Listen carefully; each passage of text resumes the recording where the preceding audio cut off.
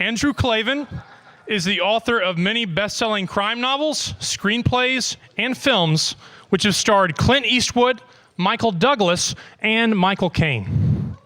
Stephen King called him the most original novelist of crime and suspense since Cornell Woolrich. He has won the Mystery Writers of America's Edgar Award twice, and his books have been translated around the world. One of his most recent books is a memoir of his religious journey, The Great Good Thing: A Secular Jew Comes to Faith in Christ. Mr. Klavan is a contributing editor to City Journal, the magazine of the Manhattan Institute, and has written numerous articles for them, including a report from an embed with American troops in Afghanistan. His essays and op-eds on politics, religion, movies, and literature have appeared in the Wall Street Journal, the New York Times, the Washington Post, the LA Times, and many other publications. He also created the popular satire video features Klavan on the Culture for PJTV, a very serious commentary for Glenn Beck's Blaze TV, and The Revolting Truth for Truth Revolt. He currently hosts the Andrew Klavan Show for the Daily Wire. And so, ladies and gentlemen, without further ado, please give a nice big Washington, D.C. welcome for Mr. Andrew Klavan.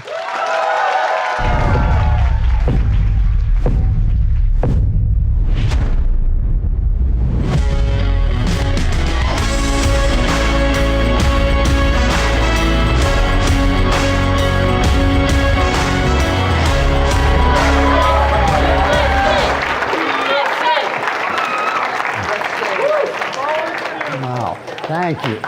Thanks very much. I appreciate it. It has been a long, long time since I've spoken to YAF. I'd forgotten what it's like to look out at your bright, shiny young faces and realize how incredibly old I am. I'm not as old as Ben Shapiro says. I just want you to know I just look like this from working with Ben Shapiro. But I really did give a lot of thought about what I could say to a group of whippersnappers like yourself. I sometimes feel nowadays like the guy in the Shelley poem, Ozymandias, who's a traveler from an antique land. The antique land I'm traveling from is the America of the 1960s, where I grew up, the early 1960s, which was a good place, by the way. You know, we were proud, I think rightly and justly proud, of not just our political greatness, but of our moral goodness. Despite what they tell you, we were deeply aware of our shortcomings, but we had this kind of faith that our philosophy and our traditions would make us better, and therefore they were worth sharing with the rest of the world. That America, you may have noticed, is gone, and it's not coming back, at least not in the form it had. I know this for a fact because that's an iron rule of life. Nothing comes back in the form that it had. Whenever you hear somebody say something like a singer is the new Elvis, ask yourself, who was the old Elvis? There wasn't one. The good things in life are unique and fleeting, and once you lose them, they're gone forever. So as much as I would enjoy it, I am not going to stand here and tell you, when I was a boy, the world was a better place. I would really enjoy that. But that's not even the point. It wasn't better. It was just good and bad in different ways. But the country's mentality was healthier. It was more realistic. It was more sane than it is today, and that's something that can't be recovered. It has to be rebuilt in a new way for a new time. So I'm not going to talk to you about the past, and I think it would be useless for me to talk to you about much of the future because you're going to face challenges that I don't know anything about. Machines may soon develop almost human levels of intelligence, so they'll be qualified to run for Congress. Humans may have their intelligence enhanced by implanted devices so that our greatest intellectuals will finally be intelligent enough to understand what everybody else already knows. But most consequentially, I think there'll soon be incubators that perform the functions now performed by the human womb, and you guys will at last be as free of gender responsibilities as the damned are in hell. So I've been asking myself, if there's no point in talking about the past because it's unrecoverable, and no point in talking about the future because it's unknowable, how can I make the next 20 minutes worth your time? And I think the best thing I can do is to use my Methuselah-like decrepitude to give you a bit of context about your present moment. I used to do this at the Daily Wire when we were just starting out. When we were just starting out, it was just me and Ben Shapiro and the God King Jeremy Boring, a young producer named Jonathan Hay, and then later, for our sins, we added Michael Knowles.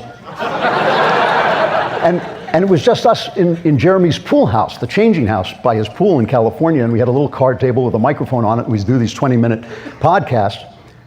This is only 7 years ago, and then when we were done, we just screamed at each other. We did this constantly. We just constantly yelled at each other and argued in a friendly way, but in an intense way, trying to figure out what we all thought. And then every now and again, one of the younger guys, and they were all younger guys, would say something like, "This is the most divided era in American history." And I would say, from the age of 10 to 14, I saw the President of the United States murdered by a communist. I saw his brother, a senator, murdered by a Palestinian. I saw the greatest civil rights leader of the age murdered by a racist pornographer. To me, things look pretty chill right now, And that actually helped. It actually helped bring our rhetoric and our perspective into tune with reality. So today I want to tell you something I see happening in your moment, but it's something that has never happened in my experience before, and it has very serious ramifications.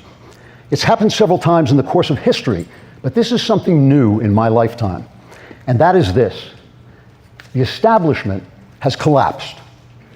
The old men, the political, intellectual, and cultural leaders who are responsible for passing on to you the wisdom of the ages and the traditions of the West, have utterly abandoned their posts, and in their stead, there's gathered the greatest collection of liars, frauds, and clowns it's ever been my pleasure to make fun of.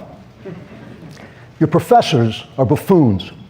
Your cultural critics are vulgarians. Your priests are cowards. And your journalists aren't fit to unlace the sandals of your professors, critics, and priests. I'm talking about the people who are supposed to be the grown-ups, the parent class.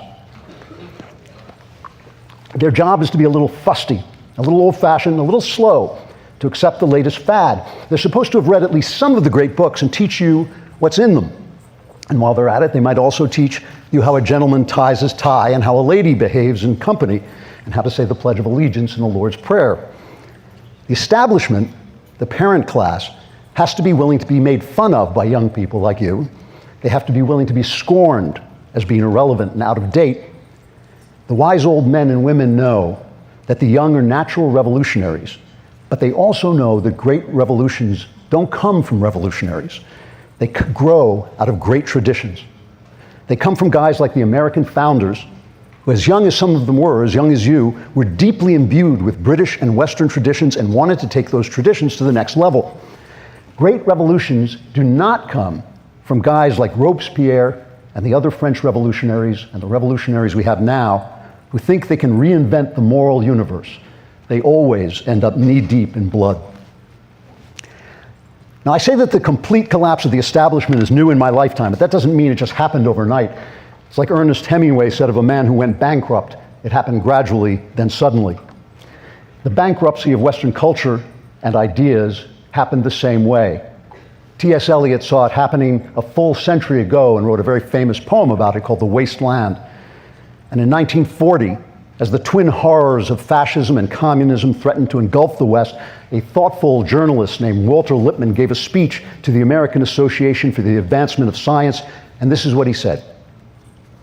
Those who are responsible for education have progressively removed from the curriculum of studies the Western culture which produced the modern democratic state. The schools and colleges have therefore been sending out into the world men who no longer understand the creative principle of the society in which they live. Deprived of their cultural tradition, the newly educated Western men no longer possess in the form and substance of their own minds and spirits the ideas, the premises, the rationale, the logic, the method, the values of the deposited wisdom which are the genius of the development of Western civilization. That prevailing education is destined, if it continues, to destroy Western civilization. And what I'm saying is that it has continued, and that destiny of destruction is now nearing fruition. The generation who was trained up to be ignorant of why the West was great trained the generation of ignoramuses who trained the complete morons who are training you. The effects are obvious everywhere. Christian churches hang Black Lives Matter and gay pride banners as if they've forgotten that there are no black and white lives in Christ, and pride is not a realistic emotion for any human being to feel. It's as if they worship Karl Marx, who thought mankind could perfect the world, instead of Christ, who understood the world is the kingdom of our enemy. It's no wonder that during the pandemic, these priests curled up like dead weasels when they were ordered to shut their doors by bureaucrats who believe there's nothing worse than death. Secretly, the priests agreed with them. You have academics who either won't teach the great books or silence those books by smothering them under their own banal and unfounded critical theories. Even worse, and I know this because many of you tell it to me, they threaten you with bad grades if you don't lie and pretend to believe what they're saying. That is a sin, by the way. It's a sin for an old person in authority to coerce a young person into compromising his integrity. It's a double sin, and I'm the only person who'll tell you this, it's a double sin to do that to a young man, because integrity is important to both sexes, but it's the essence of being a man. You cannot be a man. In order to be a man, you have to be who you say you are and do what you say you will do. And of course, I don't have to tell you there are the morally stunted perverts at the highest level of education and government who want to butcher and drug children out of their God-given sex in order to bolster a theory of transgenderism that has zero scientific basis and so little logic that it can only be defended by silencing and deplatforming anyone who dares to speak the obvious truth. So I'm not going to go on with this list forever, but I do want to go into detail on one subject, which is the subject of race, because I want to be very clear about what I'm saying and what I'm not saying. When the criminal drug addict George Floyd was killed by an act of sloppy policing in the spring of 2020, there was not then, and there is not now, one iota of evidence that racism had anything to do with it. Nonetheless, Maoist anti-American revolutionaries were able to spread that narrative to incite riots that destroyed black neighborhoods and businesses, to scuttle police techniques that had saved thousands of black lives over the last 2 decades, and to tear down the statues of the men who made this country great. That's not my complaint. There are always sad, smarmy, violent little thugs who tear down what they don't know how to build. But where were the old men? Where was the establishment to say, hey, punks, you who have accomplished nothing will not tear down the statues of men who gave you every good thing that you have? The establishment joined the mob. The journalists covered up their barbarism by calling their violence mostly peaceful, which at least gave me a laugh. City leaders agreed to remove statues of men like Thomas Jefferson and Teddy Roosevelt at the behest of men like Beavis and Butthead. None of them had the knowledge or the spine to stand up and defend the glorious history of this unique nation that is the political fruition of high European culture, the greatest culture that has ever existed on the face of the earth. Ibram X. Kendi is the author of the hugely best-selling book, How to Be an Anti-Racist. The book is hilarious nonsense. I read it so you don't have to. In its first chapter, it gives a definition of racism. Quote, racism is a marriage of racist policies and racist ideas that produces and normalizes racial inequities. Now, obviously, that's meaningless argle-bargle because it defines a word by using the word it's trying to define. It's like saying a dog is a dog-like creature who does the things that dogs do. But there's more. Kendi has been repeatedly quoted as saying, when I see racial disparities, I see racism. Anyone who disagrees, he says, must believe that blacks are inferior. In his brilliant book, Discrimination and Disparities, Thomas Sowell, one of our wisest intellectuals, calls this assertion, oh, he's the greatest, by the way, calls this very assertion the seemingly invincible fallacy. He then proceeds to eviscerate it, and with unassailable logic and rigorous statistical analysis, demonstrates that the cause of disparities in everything from culture to the weather are so complex that to reduce them to a single cause like race is an act of childish simplicity. Kendi's book quotes Sowell out of context once, but he's obviously never read the man who is the top thinker in his own field. Something else Kendi doesn't seem to have read is the Oresteia by the ancient Greek playwright Aeschylus. The Oresteia is a foundational document of the West. It's a trilogy of plays that tells how a seemingly endless chain of vengeance is finally brought to a halt by the goddess of wisdom, Athena. Athena establishes the Greek justice system with equal justice for all, and that ends the endless chain of vengeance. But Kendi kind of likes his endless chains of vengeance.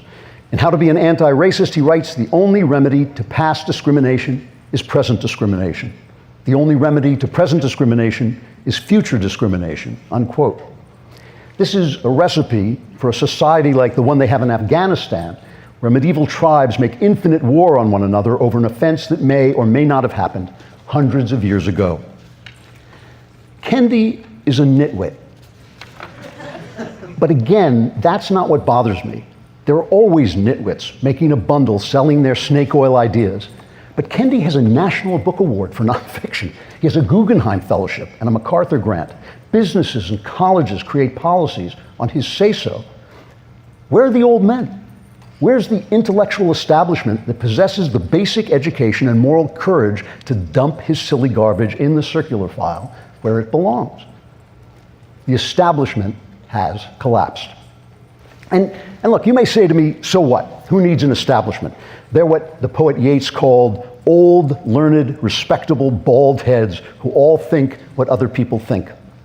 Western culture began when the establishments in Athens and Jerusalem executed Socrates and Jesus for failing to toe the traditional line.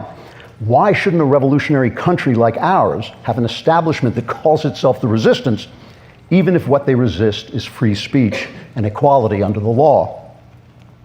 There's actually some truth to this. Priests and scholars and political leaders who become too wedded to the way things used to be sometimes fail to recognize legitimate innovation when it comes along.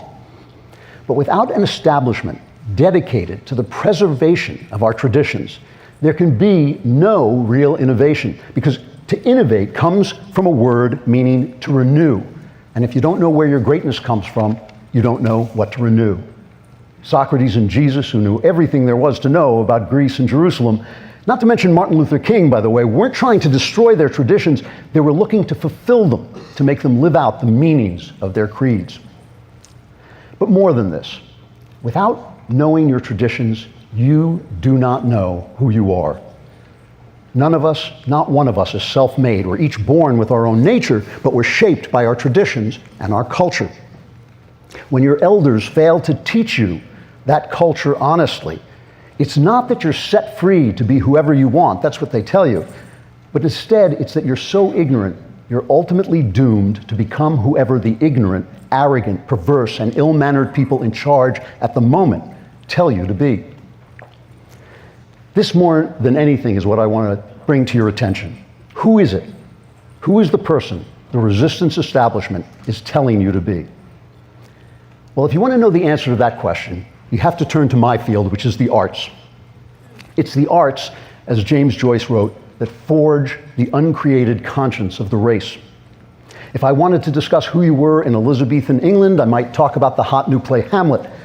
If this were the Enlightenment, I might discuss lyrical ballads by Coleridge and Wordsworth. But today, since I started out by joking about my friend Ben Shapiro, let me make reference to Ben's greatest work, the rap song WAP. Cardi B did it first, but Ben did it better, I think. Now, I can't quote the rap song WAP because I'm so incredibly old, I actually find it difficult to use foul language when there are ladies present. I assume you've all heard the song at some point, but if not, I will summarize the story very briefly. Cardi B and her friend, Megan Thee Stallion, declare that they are like unto prostitutes.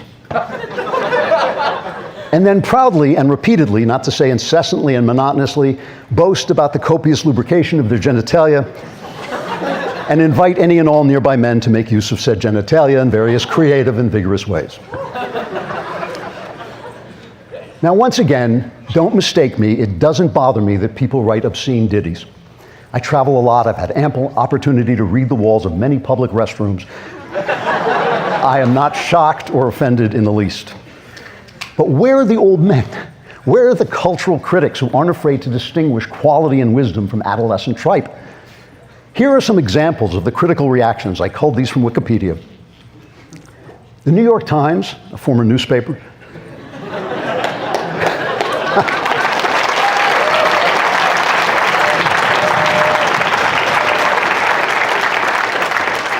called WAP an event record that transcends the event itself. The LA Times called it a savage, nasty, sex-positive triumph with, and I love this, a perfectly rendered lyric. And NPR called it an iconic song about women's sexuality. Now for context, okay? I'm a fan of what's called the American Songbook. This is the popular music from the 30s, 40s, and 50s when African, European, and Jewish musical traditions came together to create what I think were the best pop songs since the days of the Elizabethan ballad. Let me read you a small portion of the lyric from a song I've always liked. It's called My One and Only Love. It's been recorded by everyone from Sinatra to John Coltrane to Paul McCartney to Bob Dylan. Now I chose these lyrics because like WAP, they're a description of sexual intercourse. Every adult who heard this song at the time in the 1950s knew it was a description of two people having sex. Here's the lyric, this is the second verse of the song. The shadows fall and spread their mystic charms in the hush of night when you're in my arms. I feel your lips, so warm and tender, my one and only love. Now these two songs, WAP and My One and Only Love, represent not only two very different descriptions of the act of sex, but two very different concepts of what it means to be a human being. The WAP concept of what it means to be a human being is the one the resistance establishment is selling you relentlessly every day. They're teaching it in schools, they make it cool in movies and music, they turn it into policy through politics, and they enforce it through the HR department of every corporation that fires you and every social media platform that bans you for speaking such obvious truths as men can't become women and race should not be used to determine outcomes. The effort is so pervasive to sell you this idea that if you yourselves have not yet bought into the WAP idea of who you are, your children will buy into it because there will be no one left who remembers any other. You will not be surprised to learn that this WAP idea of your humanity did not spring full-blown from the intellectual depths of Cardi B. It's an idea that was handed down to Cardi B from serious thinkers like the Marquis de Sade, Schopenhauer, Freud. It's the idea that you are nothing more than meat with a chemistry set inside. All your ideals and hopes and dreams are emanations of your physical drives, primary among them the sexual drive, which Schopenhauer called the goal of all human effort and the lord of the world. You are a random being created by a random process and therefore can be recreated by your own will or by the will of society's benevolent engineers into anything that will give you more pleasure and less shame, more economic equity and less conflict. Since you're only meat and chemicals, you can change the shape of the meat and the mix of the chemicals and you'll be made a different sex, or you'll be made happier, or you'll be made more mystically wise. You can tear meat and chemicals out of a woman's womb in pieces and nothing of true value has been lost. And since you're just meat and chemicals, what you perceive as moral and immoral are simply evolutionary constructs of the brain with no reference to outer reality, so morality can be redesigned at will. And of course, if your genitalia happen to be really well lubricated, tell the boys to come and get some, because that's what it's really all about. Now, the idea of your humanity that rises from my one and only love is different and comes from another strain of the Western tradition that includes thinkers like Immanuel Kant and Samuel Coleridge, C.S. Lewis, and Joseph Ratzinger, the former pope. The first lines of the song are, "The very thought of you makes my heart sing like an April breeze on the wings of spring." Obviously, these are words that are not spoken by meat and chemicals, but by a person with a mind that has thoughts and a heart that can sing with joy. The love the speaker feels connects him not just to his lover, but to all of nature. His love transforms nature into poetry, which justifies the poetic language of the song. When he's with his lover, the night has mystic charms. The very thought of her makes the April breeze seem to travel on the wings of spring. Now, just to be clear about this, I'm not talking about morality. This is not a moral vision. For all we know, the lovers in My One and Only Love may not be married. They may be married to other people. They might be gay, as far as the lyrics tell us. All we know is that they're human beings with hearts and minds whose deepest thoughts and emotions are interwoven with the whole of creation. So, while they may not know God, they have the capacity to know God. They may not love their neighbors as themselves, but they have selves, so they have something to work from. And because they're not just meat puppets, but human beings, their primary foundational pleasure is not sex, but the love that sex was designed to express. Now, this vision of humanity has an authority that Cardi B doesn't know about because there was no old man there to teach it to her. But I'm an old man, and I'm here, so I'm going to teach it to you now. As Michael Knowles likes to say, I have read all the books. There is nothing in science, nothing in philosophy, nothing in politics, and nothing in the nature of the world that demands you regard yourself as meat and chemicals. It's exactly the opposite. All of heaven and earth declare you are exactly what you know yourself deep down to be, human beings fearfully and wonderfully made, male and female, in the image of God.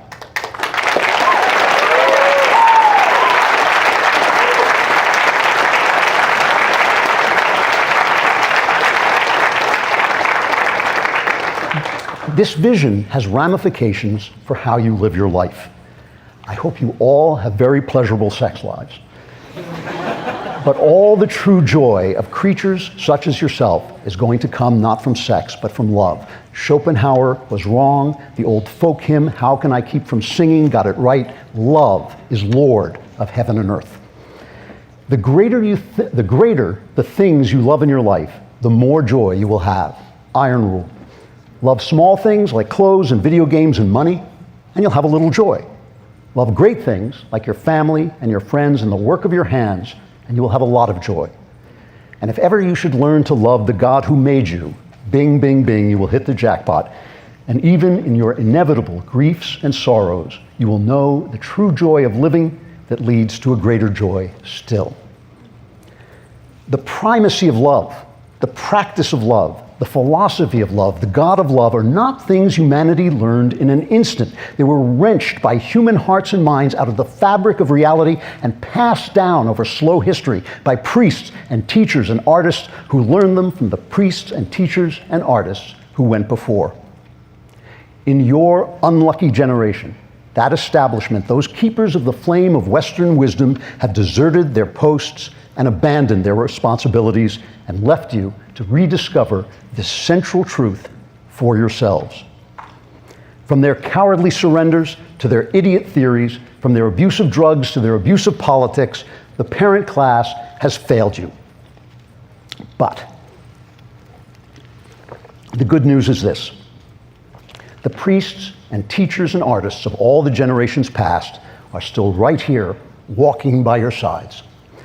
For thousands of years, the best of them have been working in the midst of life's suffering and evil to write books and compose music and develop religion that are still lying at your feet like a bright trail through this present darkness.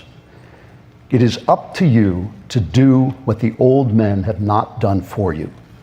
Read those books. Listen to that music. Practice that religion. Follow that trail. It will lead you home to who you really are. Thank you very much.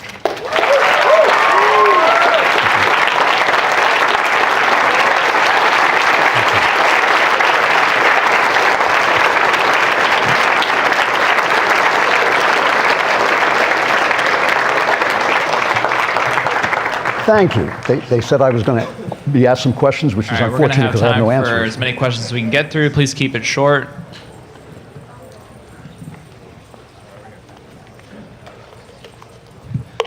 Thank you, Klavan, for coming out. I'm Hunter Oswald from Grove City College. So I love reading, and one of the things I've noticed in a lot of today's literature by the left is it really pushes a environmental determinism narrative. So what advice would you give to young writers who want to write great literature, but also want to overcome the environmental determinism that is not making literature any more pleasurable. Well, can you give me just a little bit of an idea of what you mean by environmental determinism, that where you come from determines who you are, what you're going to write about? So a lot of left-wing people say that your environment or whomever you are, like critical race theory, determines your behavior. It's total nonsense. I mean, what you are equipped with, that made you a writer to begin with, is your imagination. And your imagination is essentially your ability to put yourself into the souls of other people.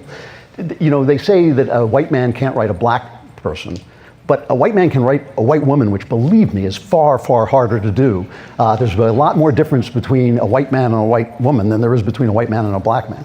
It is all a lie, and you simply have to declare it a lie and move forward. I will tell you, in the publishing industry today, you're going to have a hard time. But the good news is that you can publish yourself quite effectively, A, and B, new venues like the Daily Wire publishers and others are growing up. So just ignore them. You know, you cannot fight with crazy people. Just ignore them. Thank you.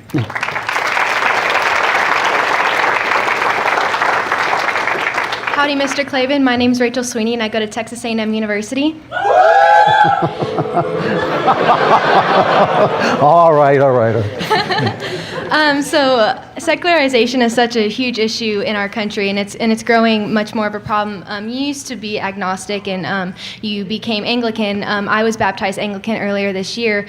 So my question to you is, I've seen a lot of people who are coming back to Christianity, and from people spreading the gospel, and there kind of seems to be two kind of extremes of ways people like to practice Christianity, being new Christians, being in a more classic liturgical tradition, Catholicism, Anglicanism, Lutheranism, and also more of a contemporary Christian practice. Can you kind of comment which one you think is, like, I don't want to say more true, but which one might be more practical, might lead people to come to love Christ in the long run? That's a great question. I mean, I'm a Christ guy all the way, so whatever takes you to the station, get on that train, you know, and I'm not knocking anybody else's tradition. I can only speak personally that over a long period of time, when I was very reluctant to join any church, really, I have found myself also an Anglican Catholic, which is really a Catholic without being wedded to the Church in Rome. And the reason for this is I have found that the sacraments are all in all. I don't really care what the priest tells me. I mean, I love my priests and they give great sermons, but if a guy should come in and give a bad sermon, that's not the point. The act of taking communion, the act of taking Christ into your body, and I don't care whether you think it's imaginative or some kind of other sort of process, is the act that brings me closer to God. And so that's become the center of my worship. But that said, the other part of my worship is always prayer. And if you're not talking to God, God can't hear you, can't answer you, you know? So again, I'm very open-minded about it. But for me, that partly through writing the book, The Truth and Beauty, which is about our relationship to the world and symbolism, that has become the center for me. So that's all I can tell you. Okay? Thank you. Sure.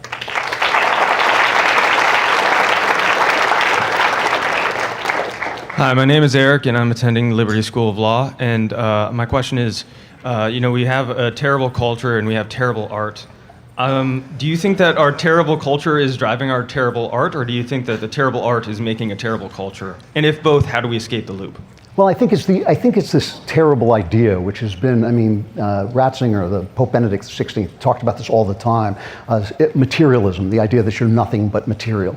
And again, this idea has a good pedigree. It has a real pedigree in philosophy. It just happens to be incorrect. And this, as the science unfolds, it's becoming more obvious that it's incorrect.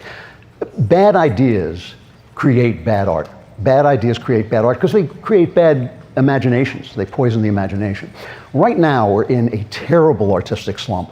I mean, I've never seen anything like it. We had a kind of moment where television had a golden age, but even that golden age was about bad men. It was about The Sopranos. It was about Breaking Bad. It was about corrupt cops. And what we're looking for now, and to my absolute shock, the New York Times wrote an article about this, so we're looking for what a good man looks like. That's what the culture is looking for. Under the bounds of within the bounds of leftist philosophy, there is no way to answer that question. I can tell you, I'm giving you a spoiler alert. They're going to look for it, they're going to decide they can't do it, they're going to tell you it doesn't matter. This is a perfect opening for people like us to create a vision of what a good man looks like. And if it looks like, you know, some square-jawed perfect hero, we're going to fail. But if it looks like a real person doing great things, then we're going to the renewal of art is going to come from the conservative side. And that's what I'm looking for, hoping for, and actually believe will happen. Thank you.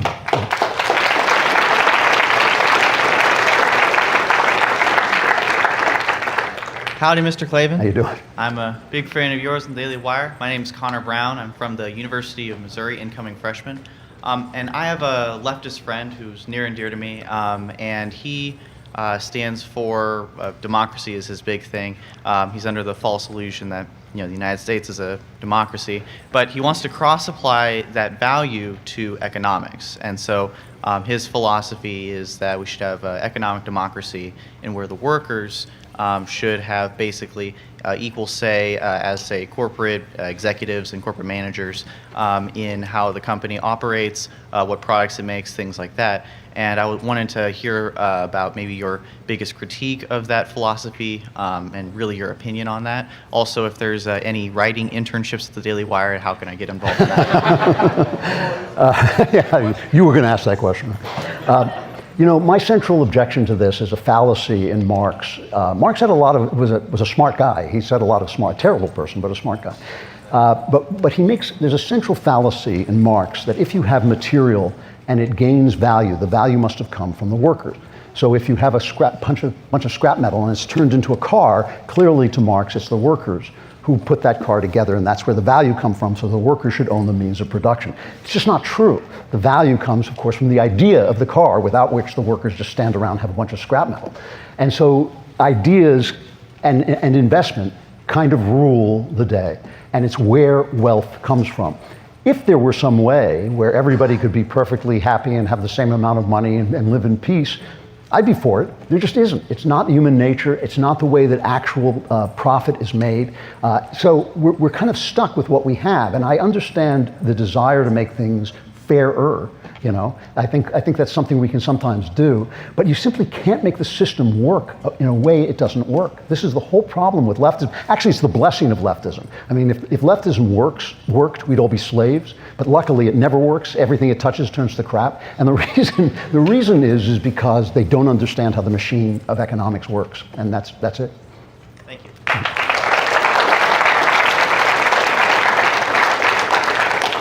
Hi, my name is Thomas Chilton, and I go to Marshall. First off, I want to say that you're my favorite person to listen to on the Daily Wire. Thank you. That shows excellent taste from you. So my question is, do you think it's a good idea for Trump to run again in 2024? Do you think the GOP would be better off running someone like Ron DeSantis? It's a great question, and my personal feeling about it is that they should come up. I like DeSantis. He's new. He's younger. It's time for a younger guy. I mean, come on, these guys.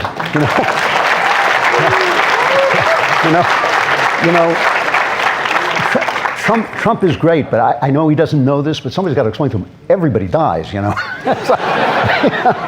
I just think DeSantis is more statesmanlike, which I think was one of Trump's flaws. Listen, Trump was a godsend. He did so much, and he broke the mold that was pressing us down in this gradual way. It was that pot that was boiling the frog, and he tossed the water out, and we owe him a great debt of thanks. But what he did was open the field for guys who are politicians, because politics is a profession, and some people know how to do it, and he was not very good at actual politics, that is, the wrangling of people to come to an agreement. So I'm hoping for DeSantis, but believe me, if Trump is the guy I have to vote for, I'll vote for him twice, once as myself and once as an illegal immigrant.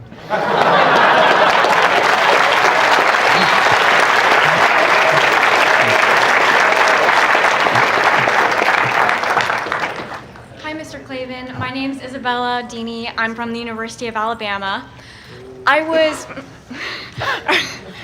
Earlier I was going to ask what drew you to the Protestant wing of Christianity as opposed to the apostolic wing, but I think I kind of got an answer earlier. But based off of your answer, Now I'm curious, what are your thoughts on like the Eucharist and transubstantiation? Do you separate from the Protestant church there, and do you agree with the Apostolic Church there? Just what are your thoughts? Yes, my thoughts on this make everybody angry, so like I always love explaining. As an artist, the idea that something is a symbol and the idea that it transubstantiates are the same idea. The experience, I use this metaphor all the time, but it's the best one for it. The rainbow is an objective phenomenon, but it's only a rainbow when we see it. Transubstantiation is an objective phenomenon, but it's only a phenomenon when we experience, when we follow the rite and take the bread and wine. I see no difference between the idea of true symbolism, truly acquired through rite and practice, and transubstantiation. So we've been killing each other for centuries for nothing. And I think that all artists understand this. All artists understand that symbolism and transubstantiation are exactly the same thing, but religious people fight about these things, and I think that we actually don't need to. I actually think the divisions of the church are God's way of teaching us that things that seem irreconcilable can be reconciled, and when we stop killing each other over them, we'll figure it out. Thank you. Nobody likes that answer. Hello, Mr. Klavan. My name is Steven. I'm from Liberty University. I just want to say I liked your opener there, describing us as the shiny ones. But my question, anyways, is what is your favorite way to help people of the Jewish faith, Ben Shapiro, come to understand that Jesus is the Messiah? Wait, what? I missed. What is my favorite way to help people? What was the rest of it? People come to know that Jesus is of the Jewish faith. Oh, the Jewish faith. Yes. Well, I'll tell you one I tried on Ben. we were doing one of those backstages, and Ben likes to eat popcorn during the backstages, and he has a special kosher popcorn. So he said to his assistant, is this the kosher popcorn? And the guy said, yeah. And so Ben took a handful and he ate it. And the assistant came running back in and said, I just checked and I was wrong, it's not the kosher popcorn. So I said to him, well, now that you're not a Jew anymore, this might be a good time to accept Jesus as your personal savior.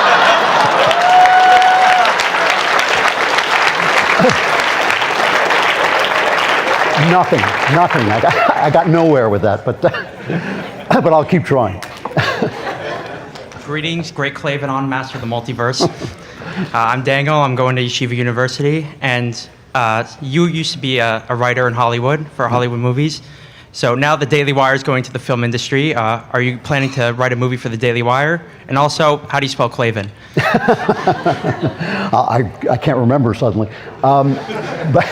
But yeah, eventually. I've been working, I have a lot of stuff on my plate, and what I'm hoping to do is develop some material to them that can be developed into movies. Dallas Saunier is doing a great job. It's hard to make movies, and there's so many moving parts, so many people that you can start with great stuff and end up, with not great stuff. So they're really working hard to get this right. Yes, I would like to participate in this. I've been pounding this drum for 20 years. For 15 of those years, nobody was listening to me. To see it come to fruition in the very place where I'm working is very moving to me, and I hope to continue to be a part of it. Right now, I'm writing this series of mystery stories, which selling really well, and I want to sort of do that because I think it's important, but I also want to do some more film. All right, thank you.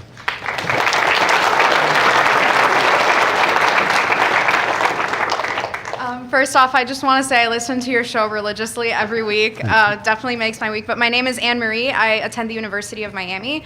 And so I wanted to ask you a question related, because I know you and Michael Knowles probably are the ones that focus on, the arts and the culture the most. Matt Walsh tried with What is a Woman, but he's getting into that field now more recently. But I feel like the conservative movement is always so focused, at least nowadays. I see a lot of the libertarian influence from the 80s influencing the way that we think now about conservatism, especially on college campuses.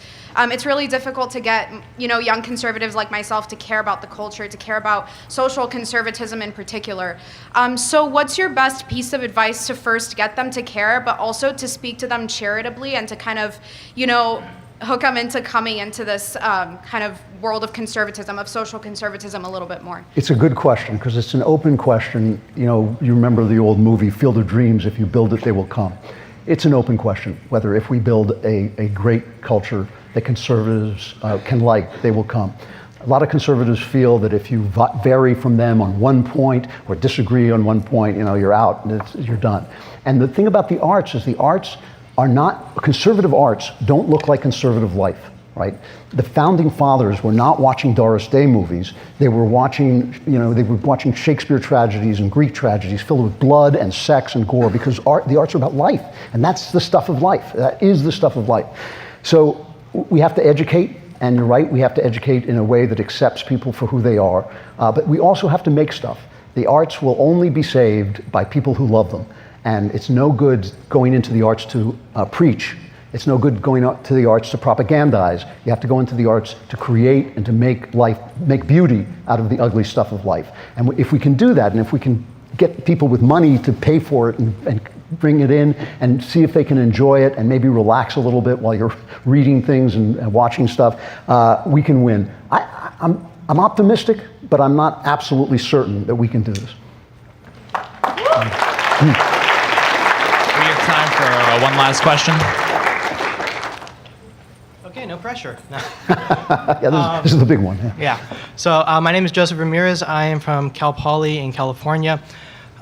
So it was really surreal going on the night tour that we had a few days ago to the Lincoln Memorial, and standing at the plaque that Martin Luther King Jr. gave his famous "I Have a Dream" speech, and to think about, because the Kendi book you mentioned was actually the introduction of that, was part of our reading list in one of our college classes, and it was sombering to stand there where a man said, "I have a dream that my children will not be judged by the content, by the color of their skin, but by the content of their character," to now hear the biggest voice in race say, the only solution to present discrimination is future discrimination, and so on and so forth. What is something that, and as I thought there and stood there, I thought, what are some ways that we as conservatives can reach out to more minority communities where a lot of the stuff we talk about is an agreement, hard work ethic. The issue of abortion is a big one. What's something that we as conservatives can do more to reach out to cultures that already agree with us, and what is the Daily Wire doing? Well, one thing we might do is reach out. I mean, this is the thing that drives me crazy, because this is really a political question in some ways, as opposed to a cultural question. I've never seen Republicans give up instantly when they feel that they haven't got a foothold anywhere. They don't run candidates in New York, though New York is falling apart. They don't run candidates in LA, and LA is falling apart. They do not go to where black people are because they're afraid of the press. When Mitt Romney went and gave a speech to the NAACP, he was flogged. I mean, it was just a terrible thing. You have to brave that. You are absolutely right. People like Black Lives Matter and the radical left do not represent our fellow Americans who are black. They just don't. And all the polls show this. So it just seems to me, we don't reach out at all. It seems to me we don't talk at all. We let the activists make us so angry that we say things that are legitimately insulting to other people. We get so angry at the madness of the left that we become a little insane ourselves. That's why I constantly preach that our message has to be a positive message. What are we doing? What are we building? And in fact, one of the problems with being a conservative, we're not giving any race anything.